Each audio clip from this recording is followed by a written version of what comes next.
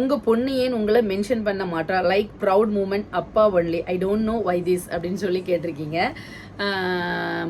So இதுக்கு வந்து நான் வந்து ஹானஸ்டாக எனக்கு தோணுன மாதிரியான பதில் வந்து நான் என்ன சொல்கிறேன் அப்படின்னா, அந்த டைமில் போனது வச்சது எல்லாமே அவங்க தான். அதேமாரி காலேஜுக்கும் அன்னைக்கு வந்து மார்க் ஷீட் வந்து வாங்க போகும்போது நீங்கள் போலையா, அந்த பட்டமளிப்பு விழாவுக்கு வந்து போலையான்னு கேட்டீங்க. அன்னைக்குமே வந்து எனக்கு வந்து ஸ்கூலில் வந்து social science coaching and exam மறுநாள் இருந்துச்சு. ஸோ கண்டிப்பாக வந்து எக்ஸாமை விட கோச்சிங் வந்து கொடுக்குற டைமில் கண்டிப்பாக போக வேண்டிய சூழ்நிலை. அதனால் வந்து நான் ஸ்கூலுக்கு போயிட்டேன். வாங்கிட்டு வந்துட்டு சர்டிஃபிகேட் மெடல் எல்லாமே என் கையில கொடுத்தா, பிளஸிங்ஸும் வந்து வாங்கிக்கிட்டா.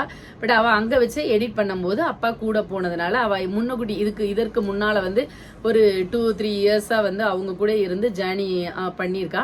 இன்னொன்னு என்ன அப்படின்னா, இதுக்கு இந்த நான் சொன்னல ஓப்பனா சொல்றேன் அப்படின்னு, அவளை பொறுத்த வரைக்கும் இவ்வளோ நாள் நீங்களுமே நினைச்சு பார்த்தீங்க அப்படின்னா, யாருமே வந்து ஒருத்தங்க வந்து